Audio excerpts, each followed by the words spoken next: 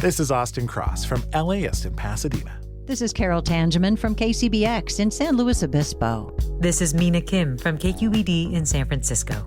California Public Radio Day, coming soon to a station near you. Go to kpbs.org and support your public media station.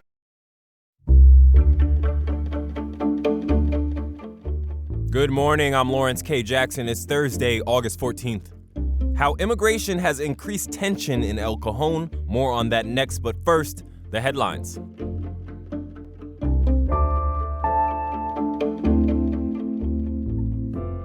The county's inflation rate was 4% for the month of July, mostly being credited to rising prices for food, medical care, and cars. According to the San Diego Union Tribune, that makes it the highest in the nation. It's also the highest rate we've seen in the county since 2023, according to data released this week from the U.S. Bureau of Labor Statistics.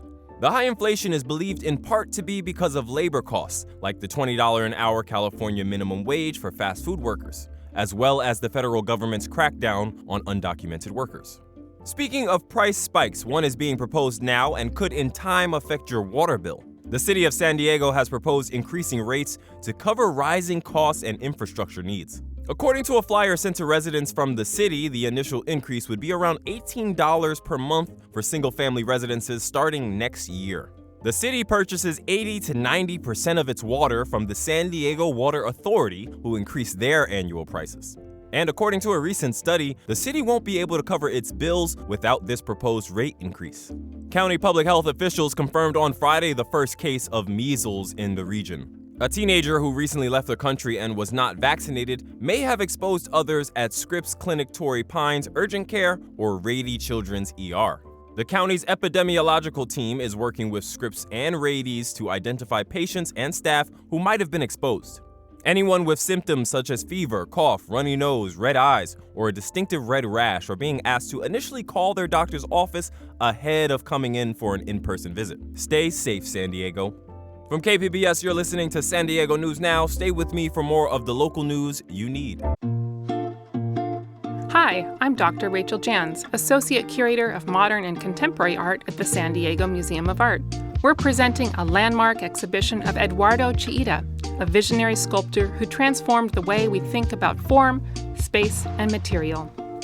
Eduardo Chillida Convergence is the most expansive U.S. presentation of the artist's work in nearly 50 years, bringing together monumental sculptures, delicate works on paper, and a virtual reality experience of his iconic Comb of the Wind installation on the Basque coast of Spain. Eduardo Chillida Convergence is on view now through February 8th, 2026 at the San Diego Museum of Art in Balboa Park. Learn more at sdmaart.org.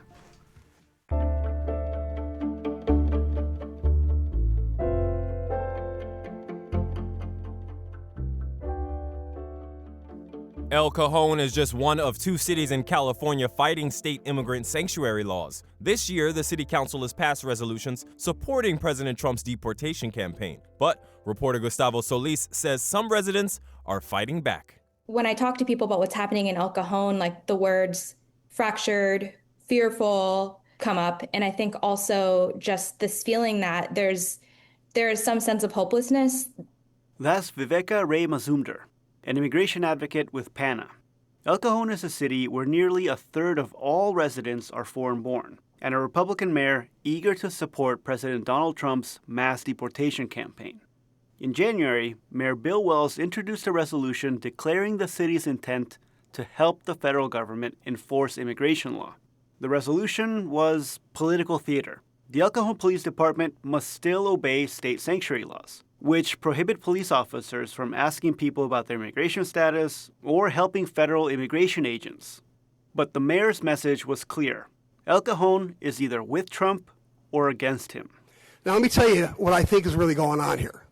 I don't think this is about immigration. I don't think this is about racism. This is Trump versus non-Trump. This is progressivism versus conservatism. This is the cultural war that we're involved in right now. That was Wells at a January city council meeting. At a separate meeting, Councilman Phil Ortiz argued that Trump was only going after violent criminals. I want to be clear, the people who should be, someone said they're going to be living in fear. The only people that should be living in fear are people who are exploiting and terrorizing our communities that are criminals, whether they're citizens or not.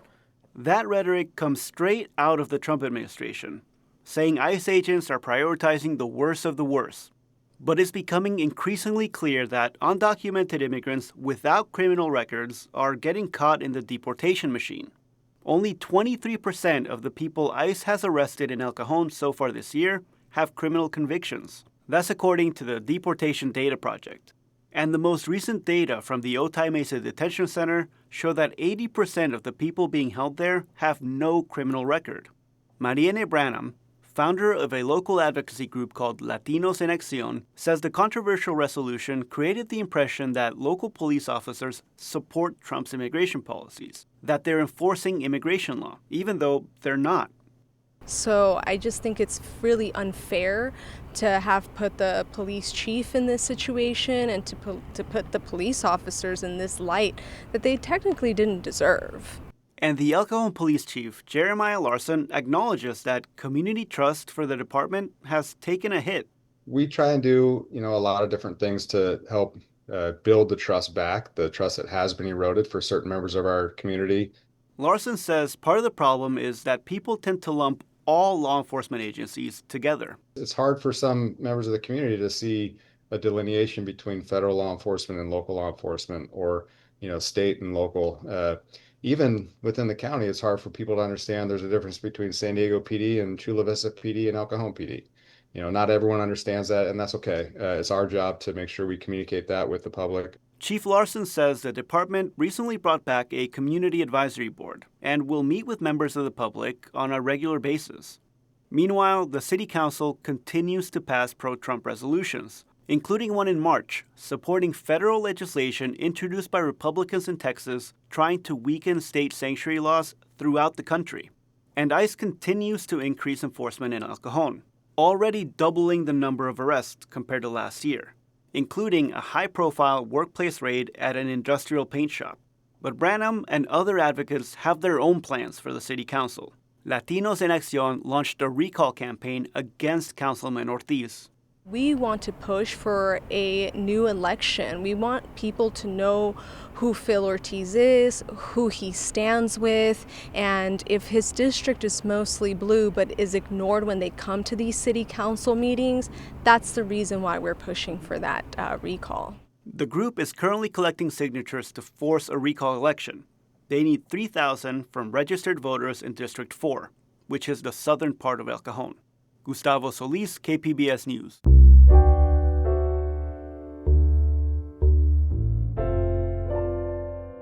Dire warnings yesterday from members of the region's congressional delegation and local business leaders over President Trump's tariffs. At a news conference at the Cesar Chavez Port Park, Representatives Scott Peters and Sarah Jacobs both said the tariffs have already led to the loss of jobs in the county. Dan Clark founded his company Dan Clark Audio 12 years ago here in San Diego. He says the tariffs will damage his business. Domestically, our prices will rise and demand will fall, which then means we have to produce fewer products, and it means jobs are at risk.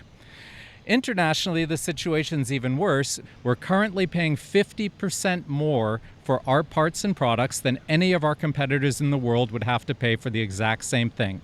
We reached out for comment to the only Republican in the county's congressional delegation, Representative Darrell Issa, but we didn't hear back by our deadline. RVs have set up camp around Mission Bay since the pandemic. In our next Why It Matters segment, Voice of San Diego reporter Mariana Martinez Barba says that's coming to an end. The city is doing more to stop RVs from parking overnight in Mission Bay. That's because a new place for people to park safely overnight opened nearby. It's part of the Safe Parking program. Now that people can stay at this lot near the airport, police are starting to ticket some people in RVs for being parked where they aren't supposed to be. The enforcement crackdown comes after years of concerns from residents. Since the pandemic, residents have complained about a growing number of vehicles staying for months on end along East Mission Bay Drive and surrounding parking lots. Some of these RVs include people experiencing homelessness, while others are just taking advantage of the free parking. The challenge is getting more people to go to safe parking. San Diego police say they've made 66 referrals since the program's opening, but Mission Bay still has a lot of RVs. Some people say driving to the lot daily makes gas too pricey. Others say the lot's hours don't work with their schedules. They are expected to move their car in and out of the lot each morning. So it's not clear if RVs will really leave Mission Bay, as many campers would rather stay put. I'm Mariana Martinez Barba for Voice of San Diego, and that's why it matters. It looks like a perk for EV drivers will soon be going away. Clean air vehicle stickers in California could expire this October if federal leaders don't act. Reporter Jacob Ayer says there's a chance it sticks around. A California congressman introduced legislation yesterday that would extend the program until 2031. EV and hybrid vehicle drivers have been able to purchase the sticker from the DMV since 2001. It allows EV drivers to ride solo in the HOV lane. Lindsay Buckley is with the California Air Resources Board. She says the decal program incentivized people to buy EVs. A lot of Californians have come to know that if you drive a zero-emission vehicle, you get this special access in the carpool lane. And so we believe that it's helped nudge folks along towards considering a zero-emission vehicle, which is really important for our overall air quality and climate change goals here in California. The DMV says more than 400,000 vehicles have these stickers in California.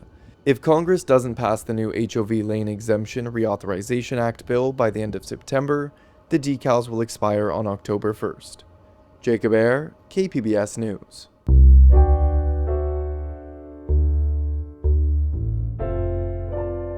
It's about to get easier to access the coast and inland trails at Borderfield State Park in Imperial Beach. State Park officials say vehicle access will resume on weekends, starting this Saturday. Flooding has prevented visitors from driving into the park for the past 2 years. John Fanistil is the executive director of the nonprofit Friends of International Friendship Park. Friendship Park is located within Borderfield State Park. The reopening of the vehicle road makes it possible for public in San Diego to want to see this site. It's a remarkable view of undeveloped coastline. On Saturday, the nonprofit will host an event at Border State Field Park, uniting the border community through art, immigration rights, advocacy, and faith. The rise of generative AI has led to a rise in lawsuits over copyright violation. Artists and illustrators say their images are being appropriated as AI crawlers roam the internet for content. SciTech reporter Thomas Fudge has more on what's going on and how artists are responding. San Diego artist Jose Iturriaga taps his imagination to create moody images of dark skies and landscapes of magical horror. His style has allowed him to work as an illustrator and a movie set designer, but something is trying to copy his distinct artwork. The copycat is artificial intelligence. What the AI training models do is basically scrape all of the internet and basically steal all this art and then put it into a blender and then something else comes out. What comes out of the AI blender can be the very same images or something else that copies the artist's style. The software that combs the internet for data are called AI crawlers, and there are ways to block them. A program by Cloudflare rearranges the data so AI doesn't recognize an image. But Elisa Luo, a cybersecurity researcher at UC San Diego, says technology isn't a long-term solution. Like if Cloudflare comes out with this new feature that is even more comprehensive and sophisticated, then the more malicious AI crawlers will try to adapt to this and try to circumvent it. Lawsuits have been filed.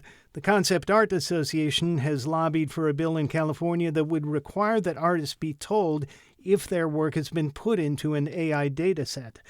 Dina Eigelsrud, the association's lobbyist, speaks of an artist she knows who was victimized by AI, saying the situation is intolerable. His livelihood basically stolen by an algorithm that facilitates forgery and theft. Artists say ethical AI companies can have a role in the industry, for instance, filling in animations that require a lot of repetitive work. Thomas Fudge, KPBS News. That is it for the pod today. As always, you can find more San Diego news online at kpbs.org. I'm Lawrence K. Jackson. Thanks for listening, subscribing, and ultimately supporting public media in the process. Have a great day.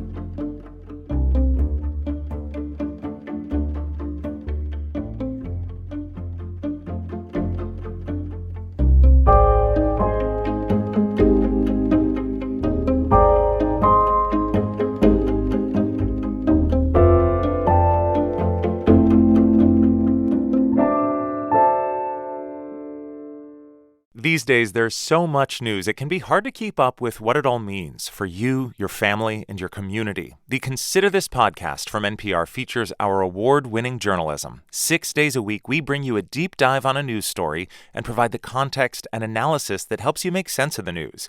We get behind the headlines. We get to the truth. Listen to the Consider This podcast from NPR.